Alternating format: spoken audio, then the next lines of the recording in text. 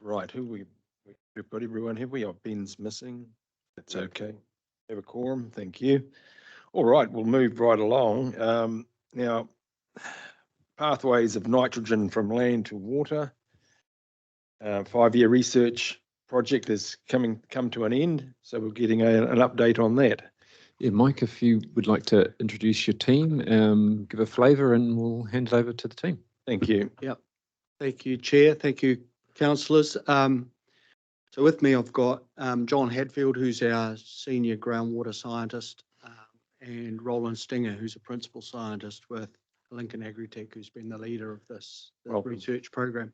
Just to highlight why we're talking to you today, remember with the State of the Environment report and a series of issues that arose from that State of the Environment report.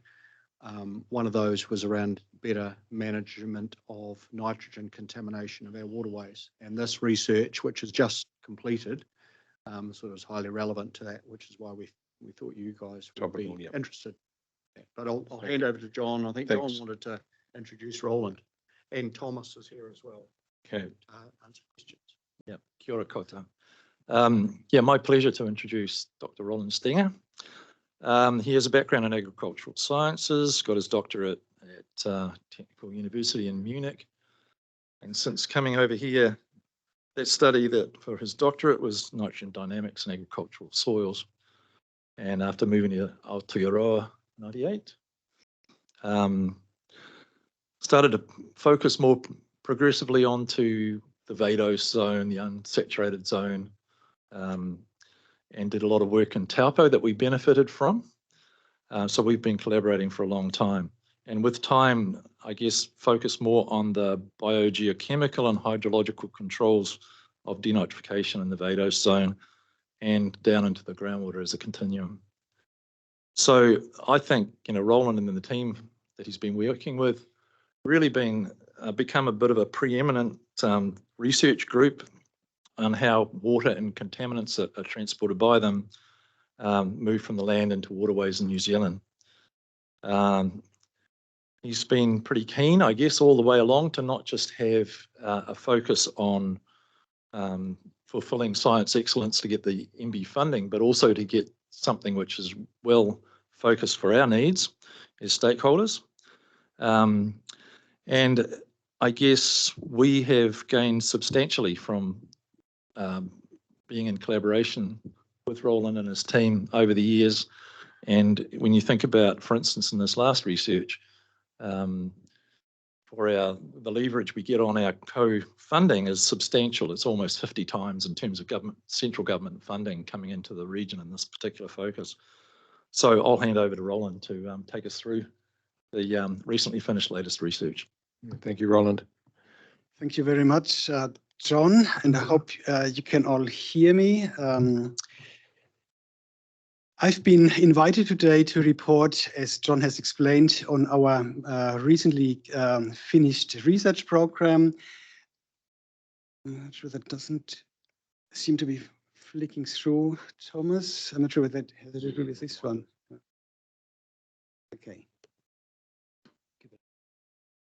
Yeah, so this critical pathways research was led by Lincoln Agritech in collaboration with a large number of national and international collaborators, as you can see on this slide. And as John has already alluded to, it was predominantly funded by MBIE, but with valuable co-funding both in terms of money as well as in-kind by Waikato Region Council and a few other stakeholders. I thought I'd start with a few take-home messages that I want to go through step by step and hope in the course of my presentation that you will understand what I really try to say here. Firstly, it is important to me to get across that good management and policy require understanding of hydrological pathways from land to waterways. Secondly, pathways vary between contaminants, between catchments, and seasonally over time. Pragmatically, It is often useful to differentiate between near-surface flows, shallow groundwater, and deep groundwater, since all three of them contribute to stream flow. And very importantly, those three components can often be estimated from existing monitoring data like that councils like yourself produce. Shallow groundwater, which is typically young and local, is most important in the majority of our Waikato catchments.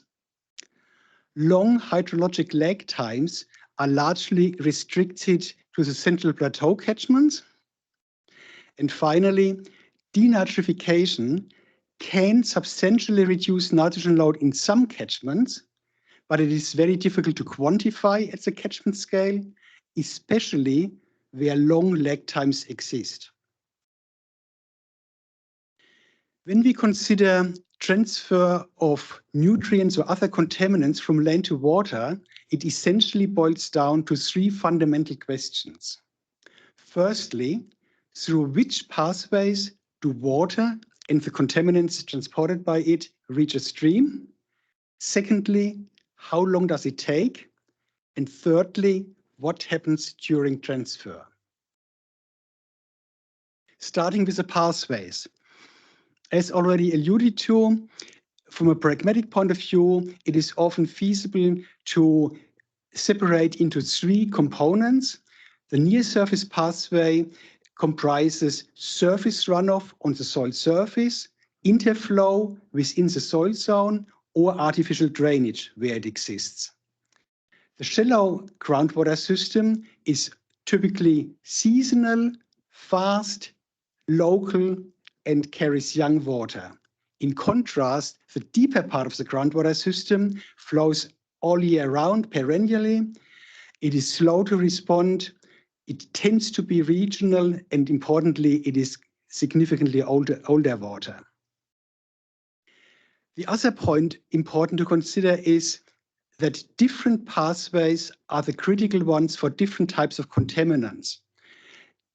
In broad picture, phosphorus, sediment, and microbes are predominantly transported on the near-surface pathways, while the groundwater pathways are the critical ones for nitrogen. Secondly, how long does it take? Obviously, near-surface pathways respond very quickly to rainfall and are basically completed typically within a few days. Shallow groundwater can take from, let's say, several weeks or a couple of months to a maximum of about 2 or 3 years, while the deep groundwater system has a much, much wider age range from a few years to several decades, as we all know, let's say, from the Lake Taupo situation. And finally, what happens during transfer? And this is here an example of denitrification. As most of us are aware, nitrate lost from the root zone does not necessarily reach 100% surface water. There are attenuation processes occurring, particularly in those catchments where we have oxygen depleted, reduced groundwater underlying the catchment and intercepting the pathway. In those instances, we can have a significant natural attenuation of nitrate lost from the production system. Okay, as already alluded to, our research has largely been carried out within the Waikato region. Our intensive field research was restricted to 2 catchments, namely the Piako River headwater catchments in the upper Hauraki subregion and the Waiatapu stream catchment on the Central Plateau. In those 2 catchments, we carried out very, very comprehensive and longer-term research, field research, to understand better the subsurface physical characteristics in these catchments, and secondly, the variation of water and contaminant fluxes in space and time. To start with the subsurface physical characteristics, we have used a number of geophysical and supplementary methods to investigate the subsurface environment in those two catchments. At the catchment scale, we started with SkyTem flights, airborne geophysics. We introduced this technique to New Zealand back in 2019. We have a helicopter flew in lines 200 meters apart across our catchments. To get a finer resolution, we additionally carried out ground-based geophysics at a paddock scale. And to be able to relate these geophysical measurements to conventional profile descriptions, we also carried out borehole drilling in selected locations. Secondly, concerning the variation of water and contaminant fluxes, I wanted to show you here one example of continuous or high-frequency nitrate concentration measurements in two streams in the Piako headwater catchment, the Piako Nui and Piako Iti streams. And these data cover the period from May 2021 till November 2021. On the y-axis is shown the nitrate nitrogen concentration in milligrams per liter. What we can see in the early part of the year, or up to late June, we can see reasonably stable and low nitrate nitrogen concentrations. But then when the catchment wets up in late autumn, early winter, the situation becomes much more dynamic, and we see significant peaks in response to rainfall events, with peak concentrations reaching up to 6 milligrams per liter in the Piako Iti subcatchment and 4 in the Piako Nui subcatchment. What we also can recognize on this chart is that the peak concentrations tend to decrease over winter, which reflects that nitrate, the pool of nitrate available in the catchment gets gradually depleted. And finally, I want to make a comment about monthly monitoring schemes. You know, this is just one example of those pink lines that I've put into this diagram here.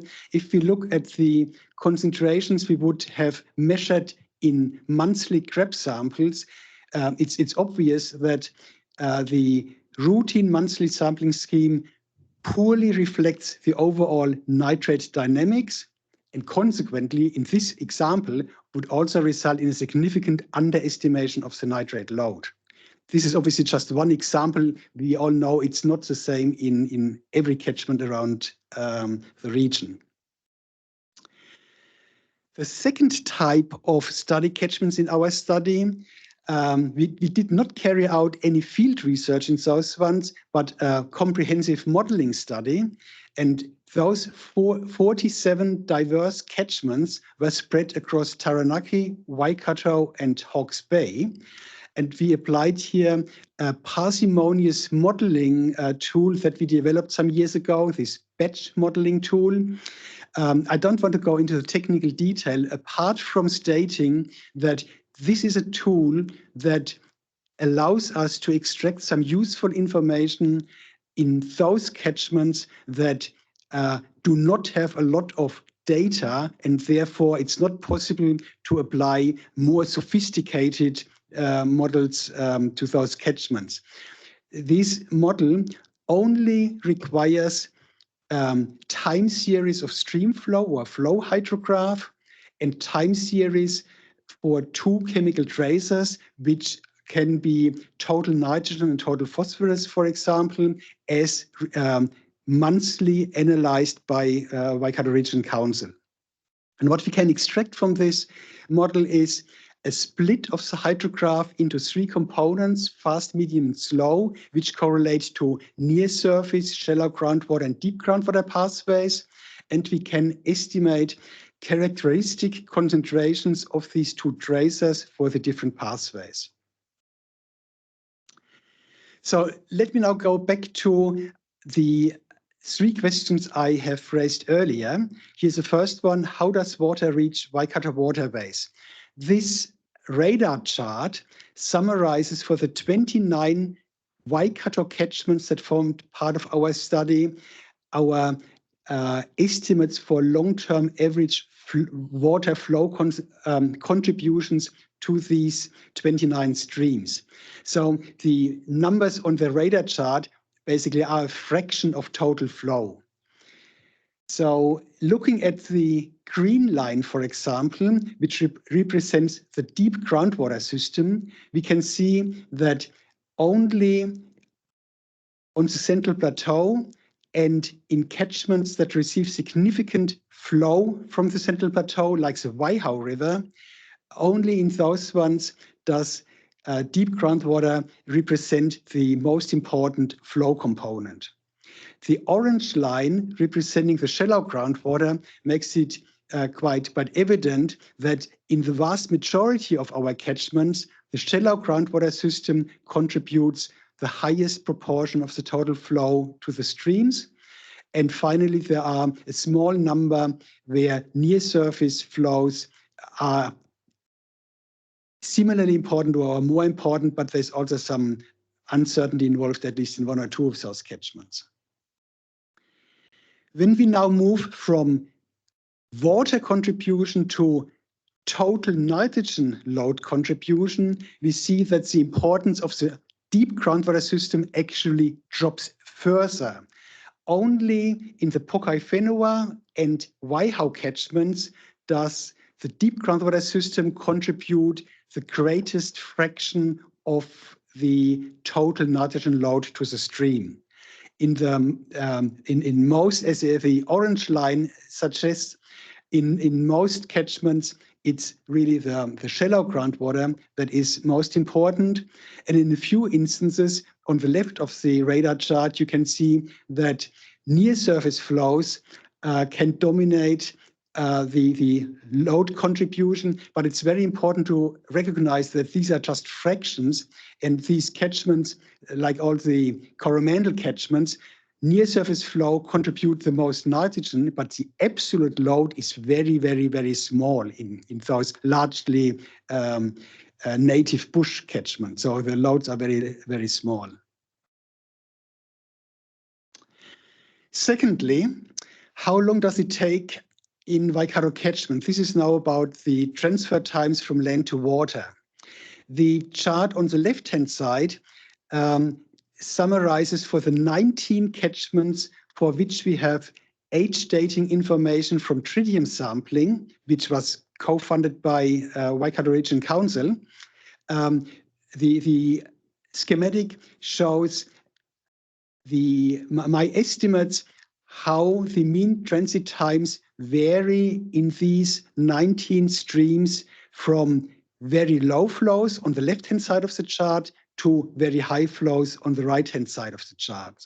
And there are two aspects I want to point out. If we look at the very left of the chart, we see that under low flow conditions, there is a very wide range of estimated mean transit times from less than 10 years up to nearly 100 years mean transit time.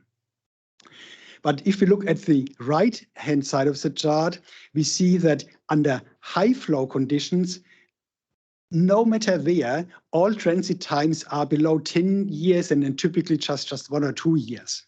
So this is one point to highlight. The other one is that there is a significant difference between different streams. If we look, let's say, at the Piako River or the Waiatapu stream, which are the orange on top and light blue on top, we see that there is a significant age range across the flow range. In other instances, and the prime examples would be the Coromandel rivers, the age range, the mean transit time does barely change across the overall flow range. No matter whether we have low flow or high flow, the water is always young in the Coromandel streams.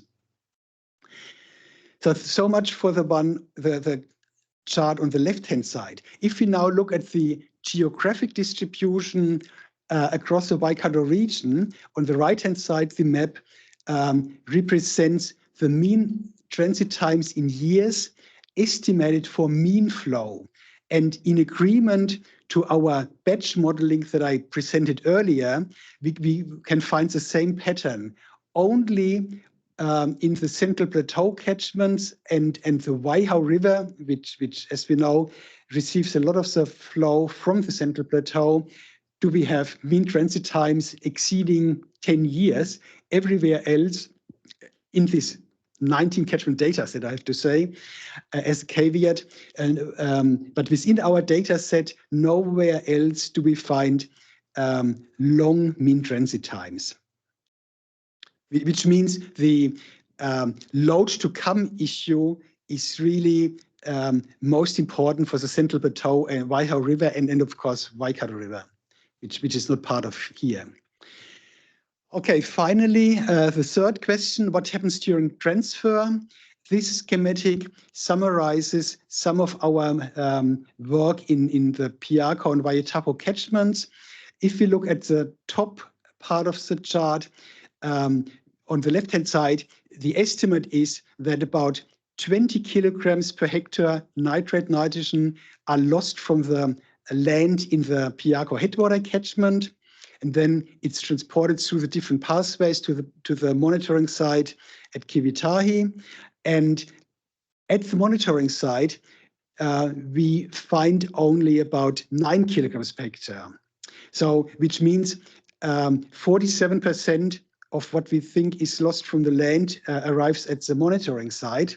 So in this particular case, we can say that the 50%, there's a 53% difference is more or less attenuated nitrogen, as there is no substantial hydrologic lag in the system, as the deep groundwater contribution to the transfer is only very small, 13%. In contrast, in Waiatapo, we have actually fairly similar numbers with 21 kilogram lost on average and 9 arriving at the monitoring site. So 57% are kind of unaccounted for. But in this case, it's more complicated, as with deep groundwater contributing 58% of the flow, according to our estimates. That means we cannot separate with confidence between the nitrate that is actually denitrified and the nitrate that is still somewhere in the system between the land and the stream monitoring site. So this is ongoing research. It's difficult to quantify and to separate between the two potential explanations. So I hope that I've been able to provide you with some information that makes those take-home messages understandable. If not, please feel free to ask afterwards. So as has been pointed out, this project has been finished, but luckily we have been able to attract further funding, MBIE funding, for a new research program with great relevance for the Waikato region, namely safeguarding Te Mana o Te Awa o Waikato from emerging climatic pressures.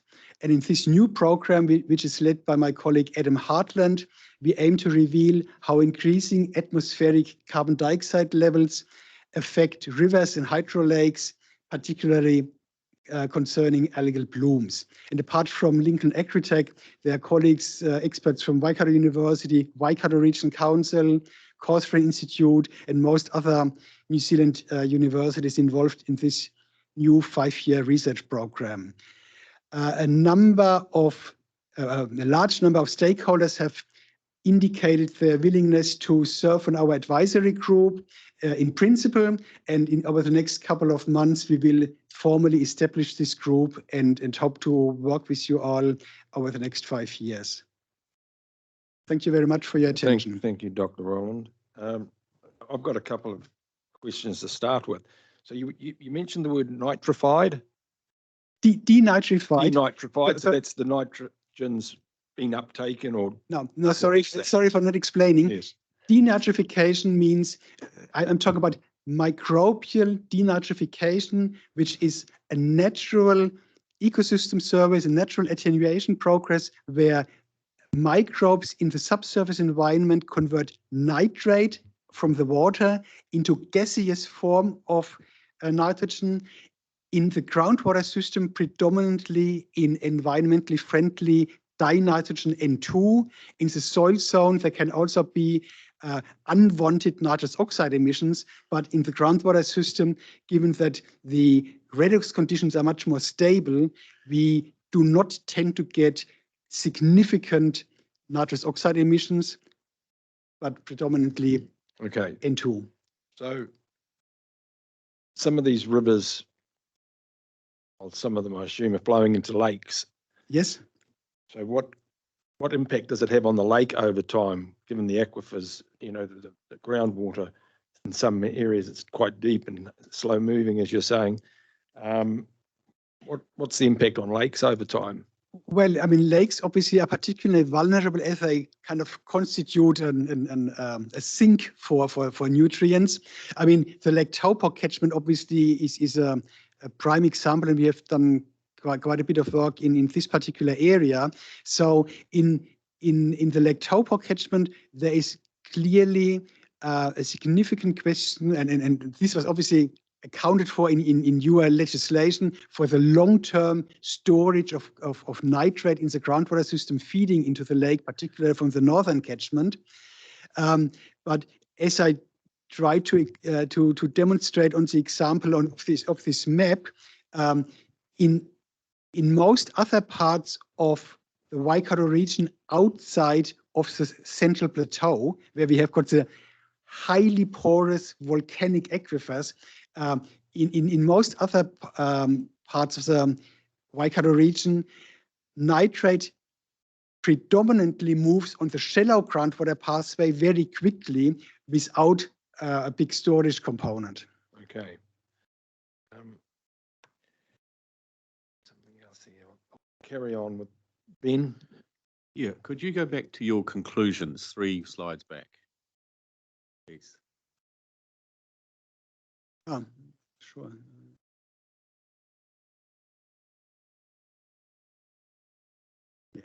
Yeah, so I'm going to ask Brent, number 6, can you explain what that means? And is it a positive? Because I'm reading that to say that there's a positive thing for the Waikato, which has much more shallow groundwater than deep groundwater, that item number 6, denitrification, is a positive thing. So I appreciate your confidence in my scientific knowledge in the space, Councillor. I think the I'm best looking for a person, layman's I think the best interpretation. person is Mike Scarsbrook, our head scientist. He'll answer that one for you. Yeah, thanks, Councillor. I think that's a really important question for how we utilise this research in our policy. So we have to set targets for water quality, long-term targets.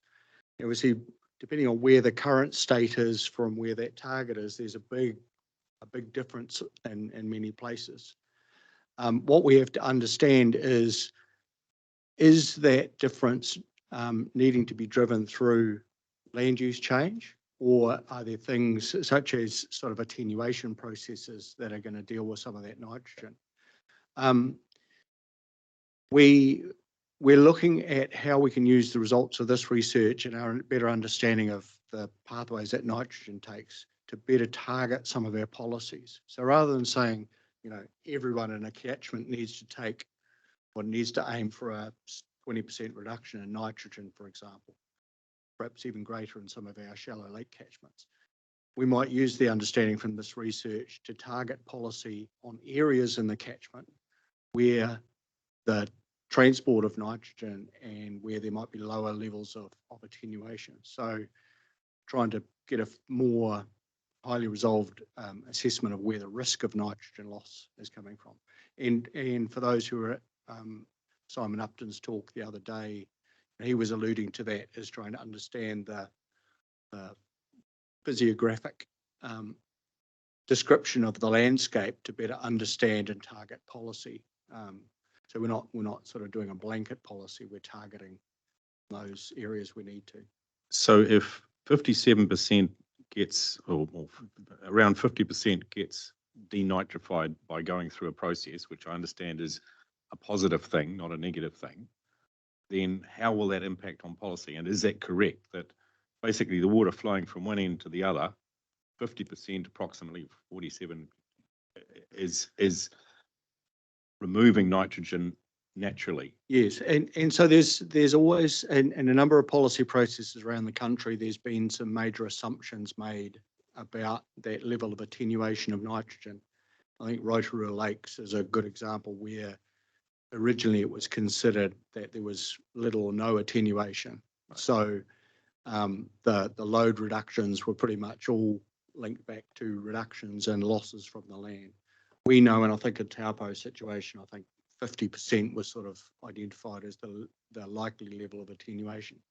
In some areas, and I'm thinking about early work done in Tauanepi catchment and in the Yarko catchment, some of that shallow groundwater, almost all or most of the nitrogen can be attenuated before it gets to the surface water.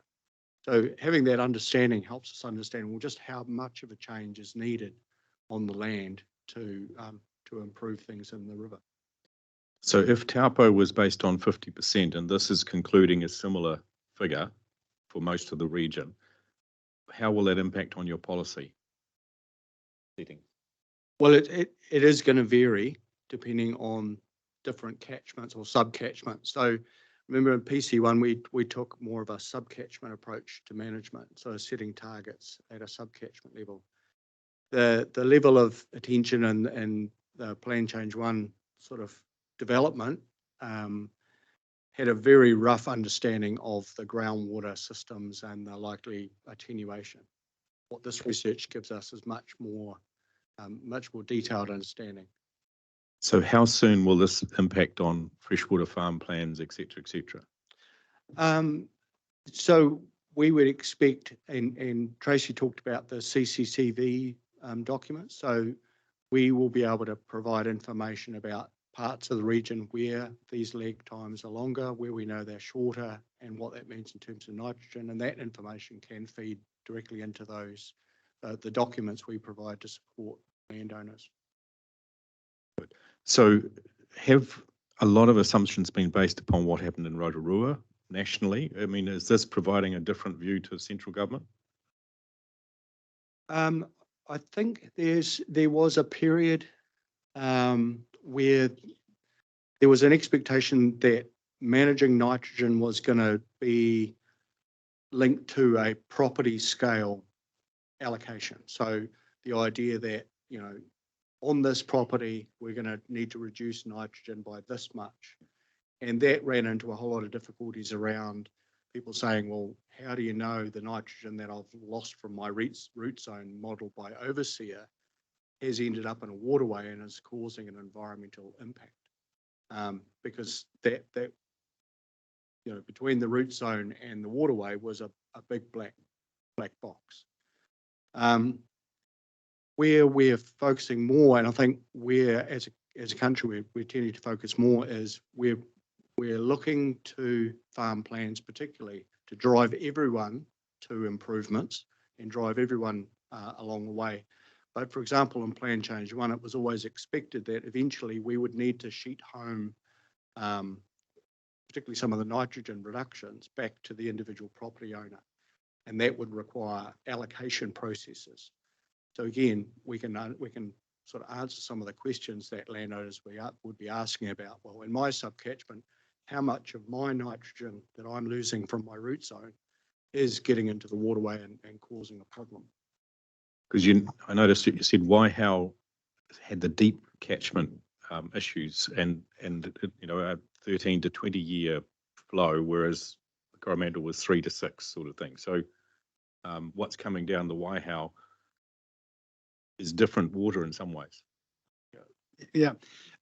If you talk about specifically the wider Hauraki area, it's very evident that the Waihau River will respond very differently to any land management, or much more slowly to land management changes compared to pretty much all the other rivers in the area that we have investigated, that we have information about.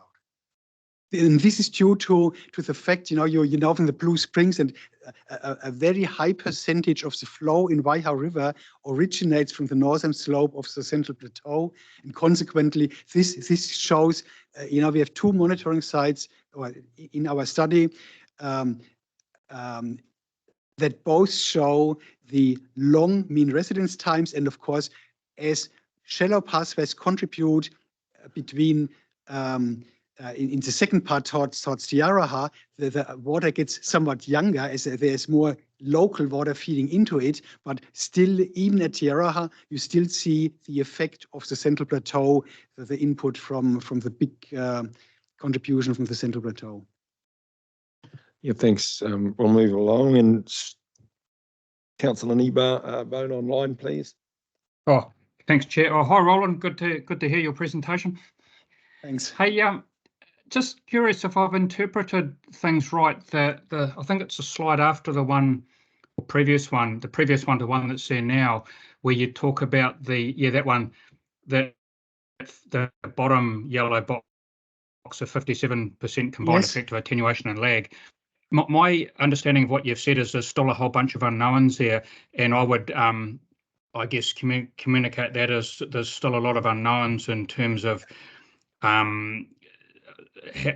whether or not we can achieve Te Ture Whaimana within our 80-year vision. Would that be a fair interpretation?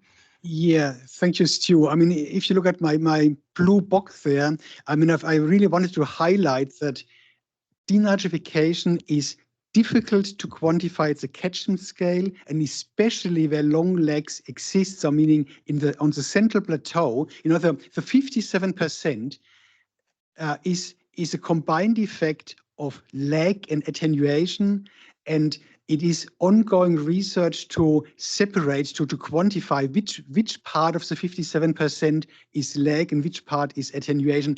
We cannot confidently say this at this point in time. Yeah. But Stu, going back, this is really a particular issue where we have big groundwater reservoirs that are connected to the streams and rivers.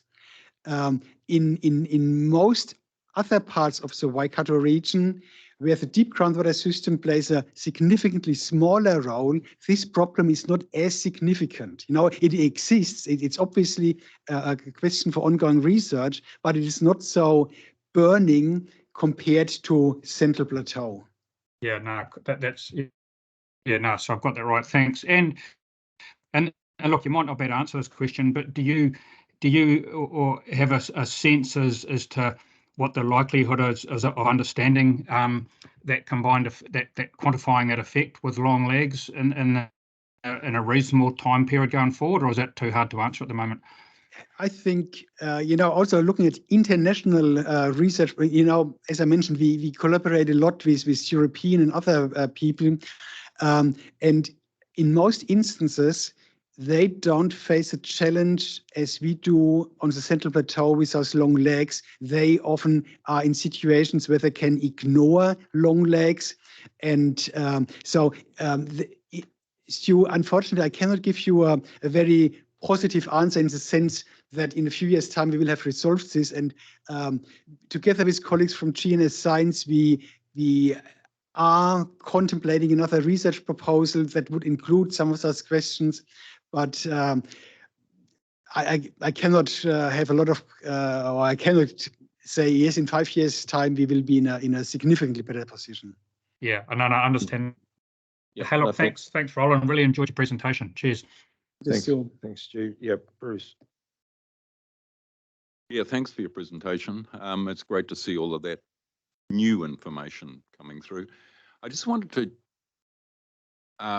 focus in on the closing of the loop of the management implications. And looking at your slide, I have to say that they're comparatively generalized statements. Yes. And I wanted to know whether, as part of our co-funding from the Regional Council, are we getting specific outputs on the 2 case study catchments where we can see the detail? Is there somewhere we can see the detail? There's been a whole lot of information collected on 2 case studies in the Waikato. Where's the report for those 2 case studies? Well, there is no specific report on the 2 case studies as such. I mean, we've obviously published in scientific journals, and obviously the scientists in Waikato Regional Council have access to or have received publications. We also, I mean, I'm just overdue on one report which particularly focuses on the combination of age dating and batch modeling. There will be a report very shortly to Waikato Region Council. And there has been a previous report last year on issues around lag times. So I'm not sure whether I can answer, Councillor. I'm not sure whether I can. Well, okay, look, the point I'm getting at is this. So where can we go? I saw on one of your slides, you mentioned a paper published in 2024.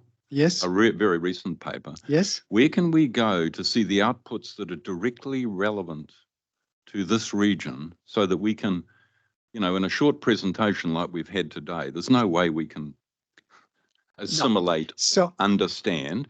So where do we go to get the outputs? And I must say, though, I'm particularly focused on the two catchments that are the case studies in the Waikato region. I feel that, you know, there should be some closing of the loop there where we should be able to see some outputs which are directly about the two case studies in the Waikato region, because they are so critical for the next stage of the closing of the loop. And I wanted to circle back to that now. So, you know, these are very general take-home messages, but the question is where is that closing of the loop going to happen? I would like to see a slide, for example, which says main management implications for the Waikato. Is Mike and his team, who's going to close this loop? I need to see this. Yeah.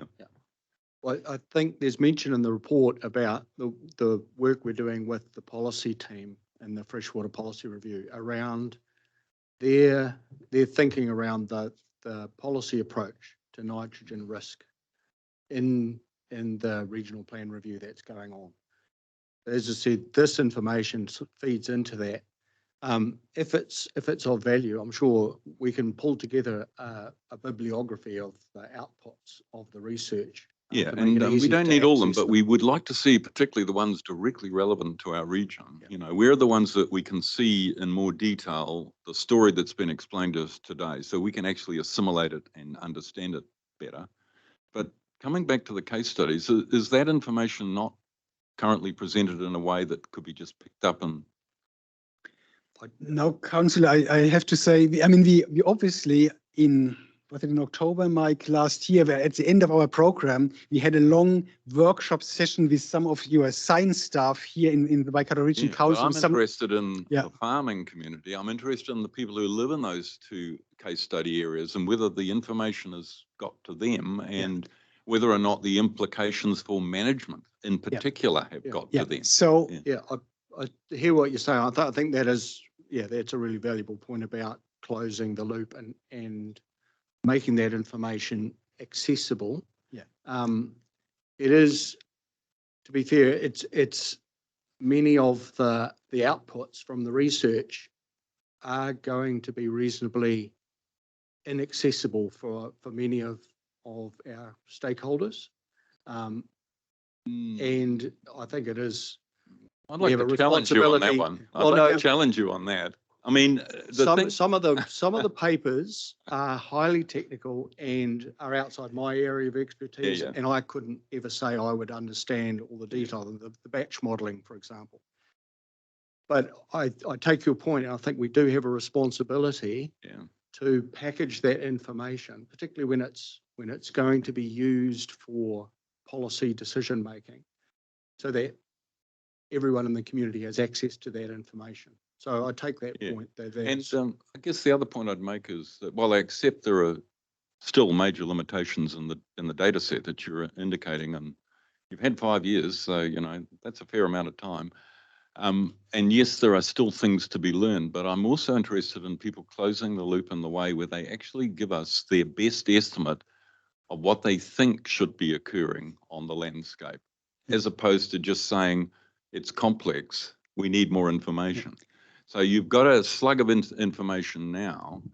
So closing of the loop involves actually telling us about what you think the management implications are at the scale relevant to what we're interested in, but also having a rider on it. It's only our best estimate for now, but this is what we think would be the best way to address this. So that, can we go back to that last slide?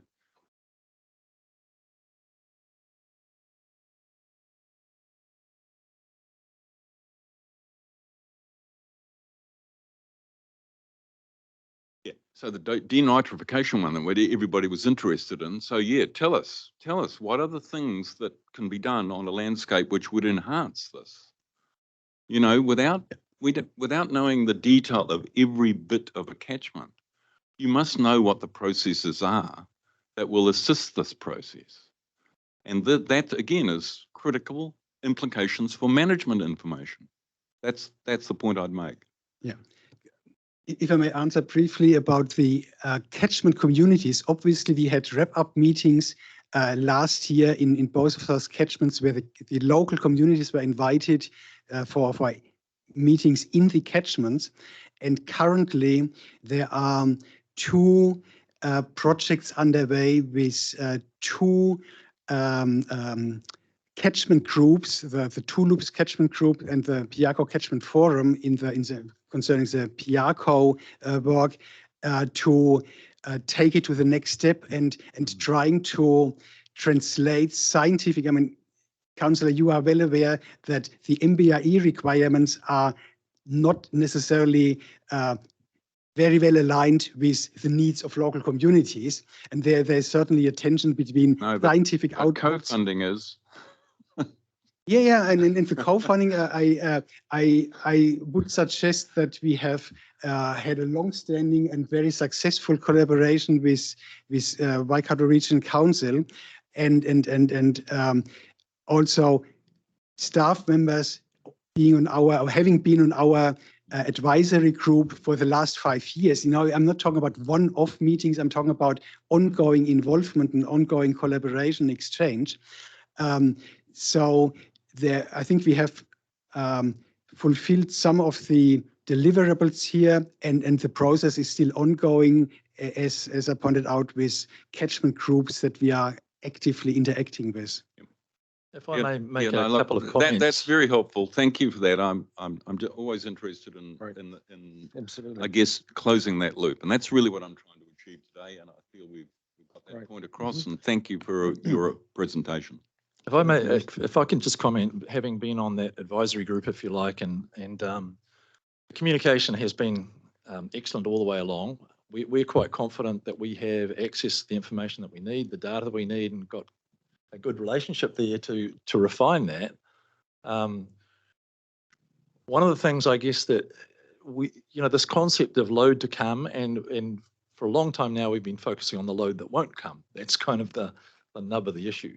And so this is not a new concept. We've been working on that since Taupo, and we've been refining our knowledge of the distribution of denitrification throughout the region. There's a lot of sort of associated information, but there's been some real advances in this particular research, I think, primarily in tying together the integration as it comes through into streams and then relating that back to the land. So, it's certainly not entirely a black box, and we have been required since Taupo to make our best estimate of that envelope, the top end being it's all denitrified, nothing will turn up. The other end of the envelope, it's all coming through. So so you have an envelope there, and then within that envelope we're trying to pare down. And what this does is says to us that quite categorically, I guess, we don't have to be concerned about what the ratio in a lot of our catchments that don't have that long lag time. We can say that's essentially attenuation already that's in action. And so that can be introduced in policy. But some of those other areas, there's always going to be a little more uncertainty, but we are working on it the whole time through programs like this and other ones. Okay, thanks. Look, we're going to move along, but I did want to raise one thing. In 2022, the Parliamentary Commissioner for the Environment indicated concerns about the environmental fate of chemicals in the environment. And this is something that still really hasn't been explored. I'm not saying it's not you guys' job, but trying to make use of this sort of work completed here is this sort of research able to be used as a kind of a modelling or an indicator of what's happening with the chemicals in the environment over time? You're talking long lags and the time and stuff. So there's a lot of contaminants being discharged that we don't know about. Councillor, is it you? I think absolutely yes. And going back to Roland's earlier point about different contaminants will follow different pathways. And so we know that for some contaminants that we monitor in groundwaters, for example, heavy metals, pesticides, etc. Yes, they follow those groundwater pathways that Roland was talking about. And the same information that we're using around nitrogen would be relevant. And some of them will have longer lag periods, etc. Yep. Okay. Thank you, Ben. Just the last one, and we'll move along. I was just going to pick up a point that Bruce had made. Bruce, I'm wondering whether there's a lot of knowledge here and a lot of it's being caught up in a scientific research focus. I'm interested in my farmers in the catchment and those sorts of groups to understand this. Whether Mike could pull together a paper for the next meeting that actually lays out in layman's terms what this means and also starts to point towards the policy implications. Because we've just heard from the freshwater farm plans, there's a crunch coming, and 1,800 have got to be done in Waipa by February next year. It won't be too long till we get to the Waihau. These guys are going to need to know what implications there are. So, Councillor, I'll note that point, and outside of this committee, I'll have a good conversation with Tracy May about the appropriate next place for this to move. Is this a environmental performance committee matter or is this a moving this information across into the policy development space? So take your point, Mike's written it down. Let's make sure that it comes back to you, but in the right committee with the right delegations, because it may be that there's some decisions that you want to make, and this is not a decision-making committee, obviously a recommending committee. So let's take the point and make sure we feedback which avenue it would go through. Okay, thanks. Just going to check with Bruce. Is that something you would think is useful? Yep, great. Thank you. Okay, thank you, gentlemen, for your presentation. You can be dismissed. Thanks. Okay, could I have a mover, please, to receive the report? Bruce, thank you. I'll second. All in favour? Aye, opposed? Carried. Thank you very much indeed. And we'll move on to Whangamarino response plan with Dean and Michael, please. So I'll just again, I'll hand over to Mike to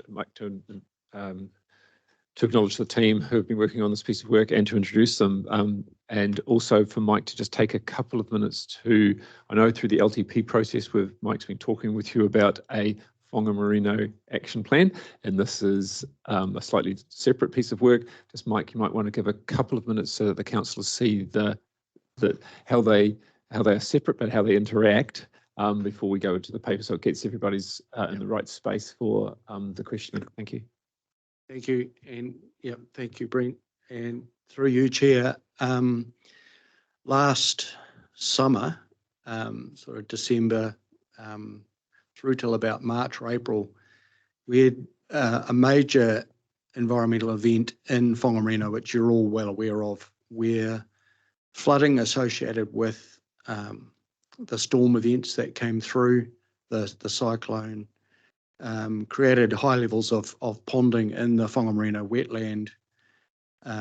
That system had large amounts of organic material in it and high temperatures. And what that did was created conditions for the breakdown of that organic material, which used up all the oxygen.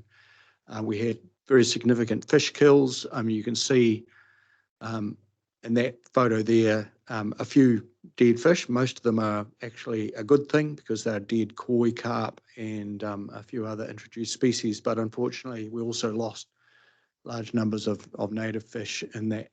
And then that led to a botulism outbreak that caused some estimates, 5,000 plus bird deaths, including both native species and also highly valued introduced species such as mallard ducks.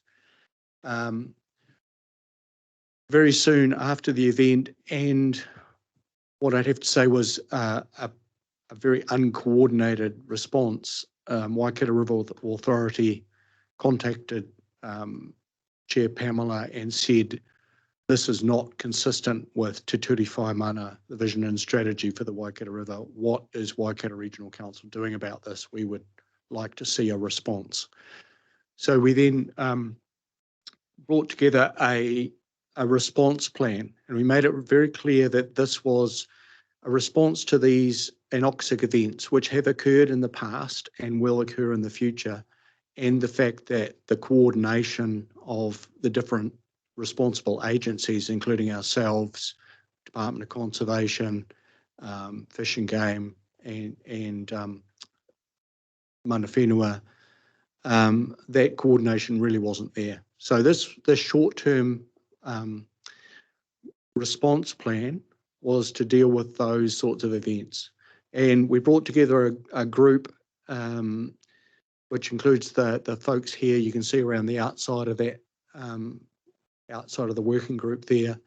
And I think we started back in March last year.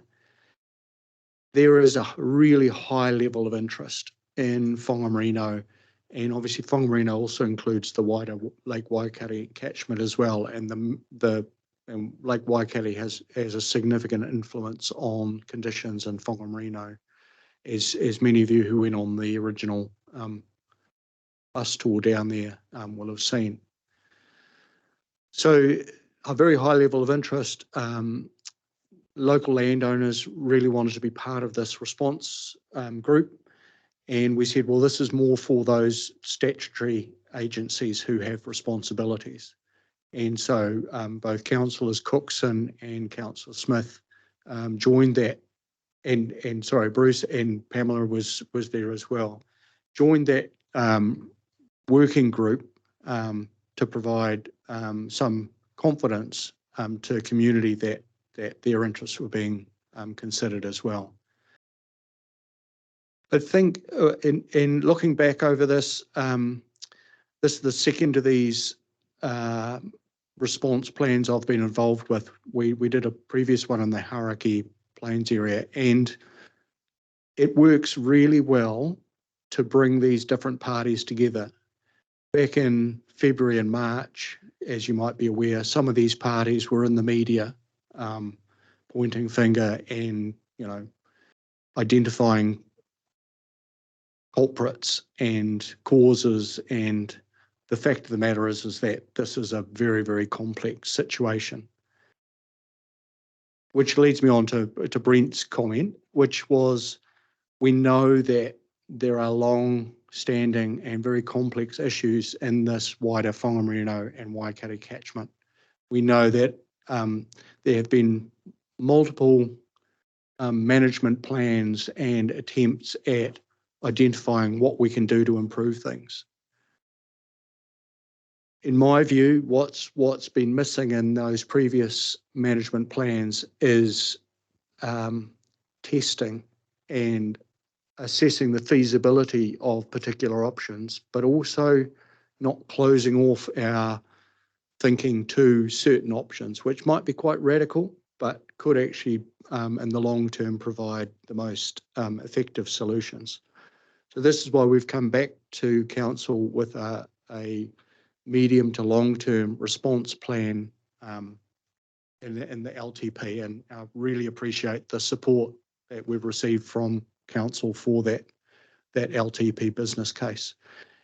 Of course, it doesn't have all the solutions in it. It's only a relatively small piece of work, but again, it brings the same group of people together, plus landholder representatives.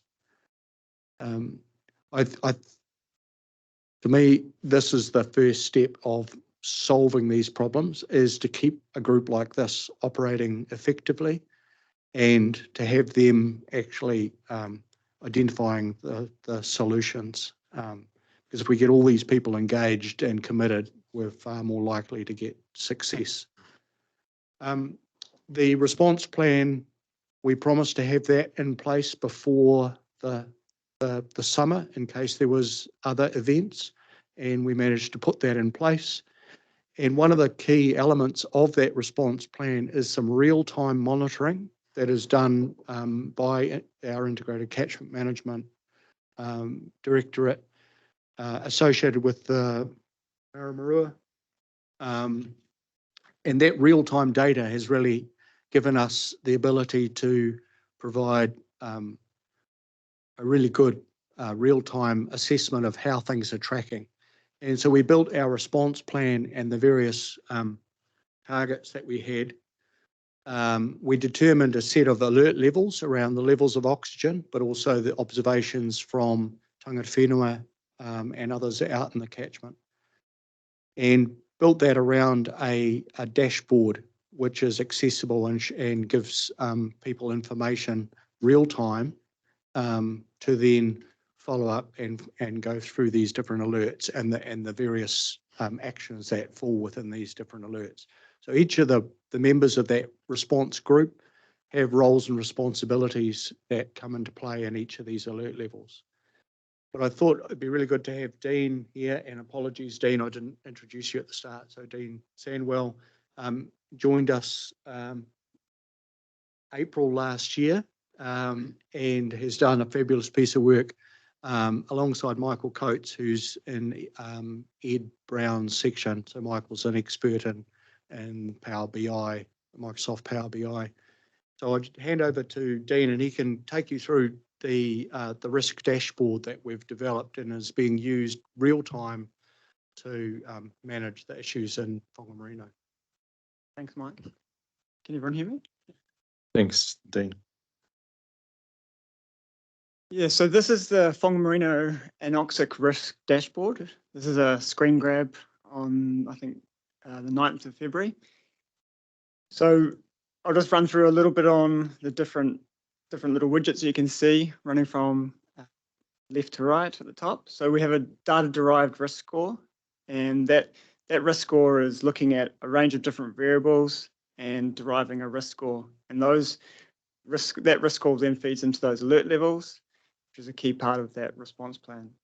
So we have real-time data coming in from sensors that are deployed around the Whangamarino system. So we have dissolved oxygen, which is a key variable that's measured on the Whangamarino. So we have two sensors there. As you can see, one sensor value is blank. That's just a telemetry issue that we have that we're working on at the moment. And we have a sensor one, which is that first one, which is our key dissolved oxygen piece of information. So the dashboard is quite conservative, so it's presenting the minimum dissolved oxygen there. We've got all the color coding to give us an idea of, using a traffic light colors. So green is good, orange is a little bit of a risk, and then red is when things are not so nice in the Whangamarino. So we also have temperature and rainfall and water level, which are key variables that we've found for looking at these risks. And moving down onto the second line of little widgets. So we've got consecutive days of hypoxia and consecutive days of anoxia. So hypoxia is when we've got reduced oxygen, and then anoxia is when we've got little to no oxygen in the water. So those are useful to see for the users interacting with the dashboard to see, has it been one day or multiple days of hypoxic conditions.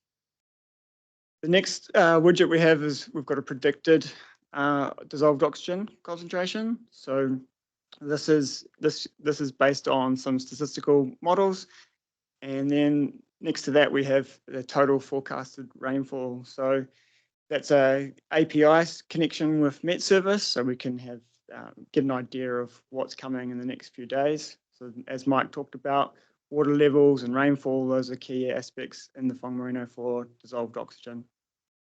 The last three little widgets are from our state of environment monitoring, and that's in, some variables that are in the Whangamarino River. And you can actually see that the sample dates on the bottom of those widgets are quite old. So by the time we've sampled it and it's gone through all the QA processes and comes into the dashboard, it's actually quite delayed.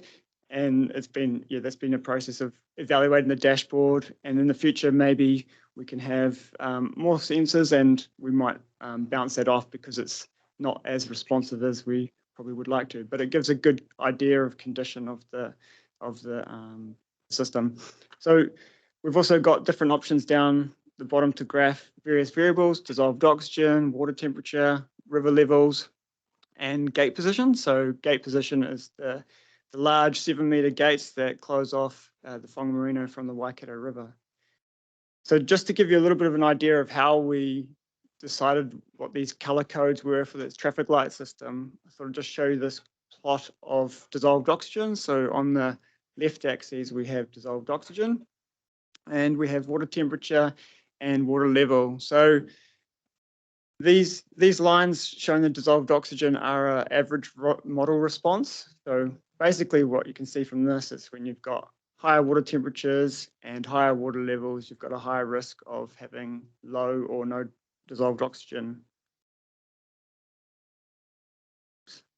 So this is the embedded. I've embedded the anoxic risk dashboard into PowerPoint, so we can actually see that this is updated this morning at 8:11 a.m. So this is our live data, and I can show you a little bit how you can interact with the data. So, for example, if we wanted to look at river water levels and gate position, we could click on that, and all the users can scroll in, can interact with the axes, zoom in on specific areas, and really paint a picture of what's going on in the water level, with water levels, with water temperature and dissolved oxygen. So it's a really useful tool for everyone to quickly access and be responsive to what's going on in the Whangamarino.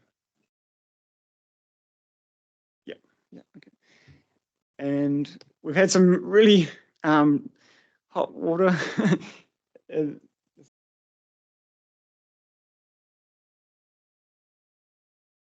This is the water temperatures that we've had in the Maramarua River over the summer period, and it's been really hot there, so it's quite a stressful environment for the fish. I guess that's been really surprising for me, is just that water temperatures close to or even greater than air temperatures. So, I usually think anything greater than 25 degrees is going to be very stressful for fish life and invertebrate life. And often we're getting up around 28, 29 degrees water temperature. But it's been quite surprising just how hot the system gets. Yeah, you can see the water temperature on that point there, 29.98. So That's So slow, not if you slow like flow, is it? water. Is it slow flow, is it? Slow flow, but also Shallow. sort of water that's carrying quite a lot of organic material and other dissolved substances, so it heats up more than clean water would. yeah, so the dashboard's been a really useful tool for us over this, particularly over the summer shutdown period.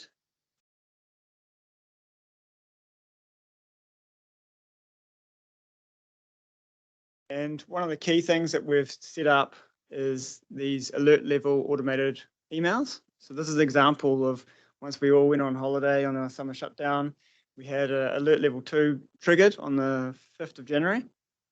And so all the response plan working group were sent this email automatically. And so then Mike and I were looking at the reasons of why we were getting this alert level. And so it's been really useful to jump in and have a look at the data using the dashboard. We've also got an app on your phone, so you can look at it on your phone, you can look at it on your PC, and you can interrogate the data and get an idea of what's going on. And with this particular automated email, after this was triggered, we were looking at the data, and this shows what was going on. So we've got dissolved oxygen on the left axis and time on the our y-axis is dissolved oxygen and time on the x.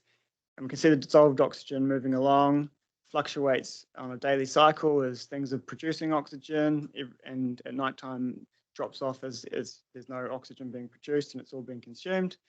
And you can see this blue line here, which is a cumulative rainfall, so the total monthly rainfall.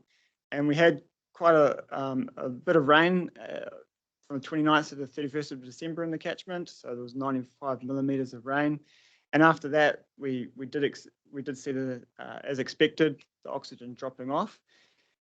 But we also had a little bit of sensor drift as well. So that's what's really quite neat about this dashboard, is that it's conservative and puts out these emails quite early on to us and gets us alerted to what could be going on that's real, and then also if there's an issue with any sensors as well. So that's what this was mostly from the rainfall event, but there was a small amount of sensor drift in there that made it drop below that 2 milligrams per litre. And I think we've had 3 or 4 of these trigger alerts go out to the response group, and in each case it's ended up being associated with dirty sensors, so they become fouled over time and they need to go out and be cleaned. So we've been able to get people out usually within 24 hours to go and clean those sensors and get the information back again. So thankfully, all of these alerts so far have been due to sensor or calibration issues. The wetland itself has been in reasonably good condition over the summer. We've spent time out there looking around.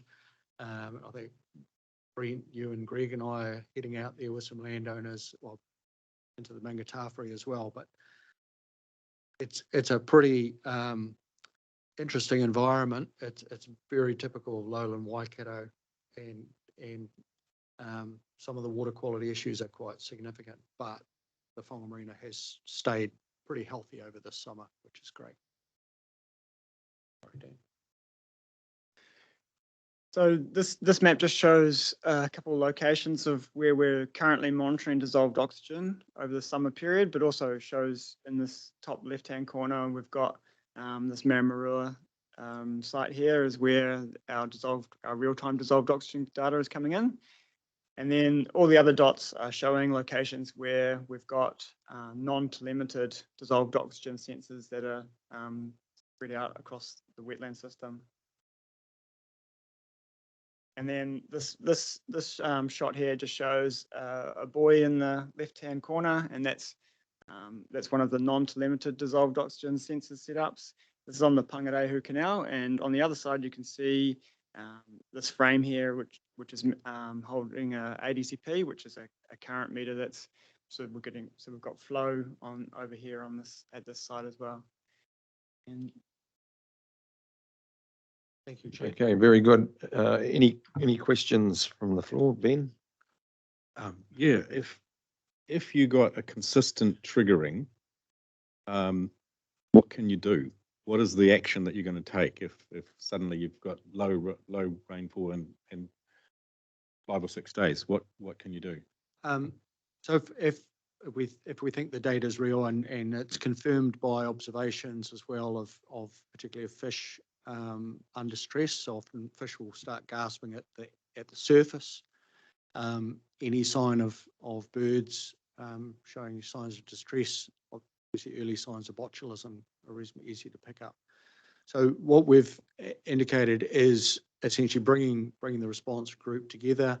There will be efforts made to transfer native fish to areas of refuge. So we realise that that's only going to be a very small effort. So, but certainly Tangata Whenua want every effort made to try and salvage and move eels, particularly tuna, and into areas where they are more likely to survive.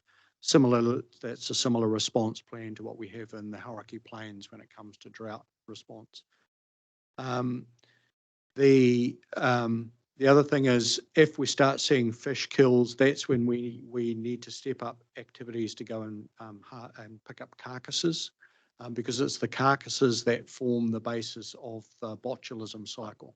So if we can reduce the number of carcasses present, we can break that botulism cycle. So unfortunately, we can't stop the anoxia from happening. That's more the medium to long-term response that we've talked about. But we can actually reduce the severity of the impacts through sort of local actions and better coordinated action. Another question is, you're going out there shortly to talk to landowner groups. Are they able to access this information online, your alerts? There is, Dean, do you want to mention, there was a couple of landowners who are keen to be added into the group, the email group? Yeah, so we've got in the Kopawera subcatchment, there are 2 farmer landowners that have been added to the emails that is automated. So there's a weekly email that gets sent out and it gives a summary of what the conditions are like.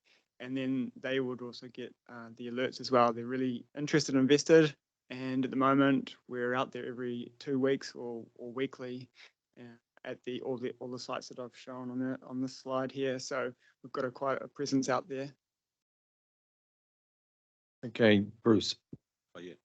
So yeah, this is great. But I'm going to ask a question now that probably you guys don't have responsibility for, but I'd like your impressions on it. So the model is based on abiotic factors. The fundamental question here about wildlife death and the loop through to botulism is still, the question is, when these events occur, what happens naturally within the populations? Do they bounce back? How long does it take them to bounce back? And is there any element of population demography which makes the event more predisposes the population to be badly affected by the event, which is abiotic driven? Yeah. So Fish and Game and the Department of Conservation, do they actually have information on population levels of the wildlife? And what is do you know, how does this wildlife respond without any assistance? Does it build back up in 2 years, 3 years? Do you know anything about this? I think DOC does regular bittern surveys, and their most recent bittern survey, they were very pleased with the results. So they saw more bittern than they were expecting. So that suggests that either bittern weren't as impacted as primarily thought. I don't think any dead bittern were found last summer, but they're very secretive, so not surprising. But they have seen good, solid populations of bittern still, which is a very positive sign. In terms of duck numbers, the Fish and Game obviously do keep a very close a close eye on duck numbers. Sort of before the opening of duck shooting season, the Chief Executive of Fish and Game came out publicly and said, come to the Whangamarino, it's a large part of their revenue stream. Come to the Whangamarino, there's plenty of ducks and you'll have a great time. So that suggests too that duck populations were certainly impacted, but perhaps not to the extent we were worried about when the event was first happening. I think one of the key things is we're worried about is as these events, and you'll know, as these events sort of perhaps increase in frequency, it gets to the point where there is no or very little recovery time between these anoxic events, and that's when we would expect to see whole populations lost. Yeah. But what we're trying to do here is reduce the impacts of these events in the short term so that there are populations of things to save in the long term. Yeah, but the question is the wildlife data, population data, adequate? I mean, is it?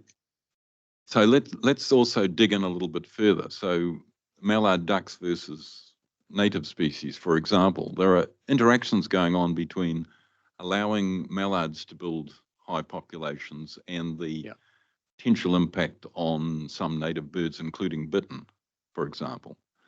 So do they really have a handle on, you see, I know where you're heading in this in terms of the frequency of the impact, but at the moment, it suggests to me that if they bounce back that quickly, do we really need to be taking these steps to protect the population? Well, it's a good question. I think and we certainly saw this in the Hauraki drought situation where iwi wouldn't accept any eel mortality. Right. And what we're seeing is significant eel mortality in many of these events. I assume that Fish and Game have good monitoring data on the numbers of ducks. They certainly provided us with information on the recovery of dead bodies, so the carcass, to be able to see just the scale of the event. And as I say, Department of Conservation I'm aware, has got quite a significant monitoring program in that wetland. Well, anyway, just look, the point is, you've covered off the abiotic perfectly. The question is, why don't they all get together and build the model which actually does truly track the recovery rate after events like this? Because that should be informing the management of the bird populations. And I'll leave it at that. Thank you. No, fair enough. Thank you. Okay, thank you. We'll wrap that up.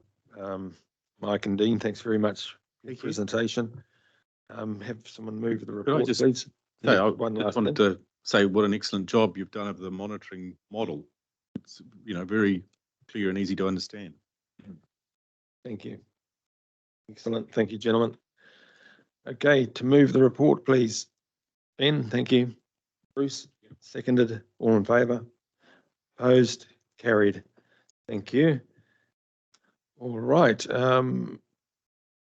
We'll close the meeting with the karakia. Thank you, Brent.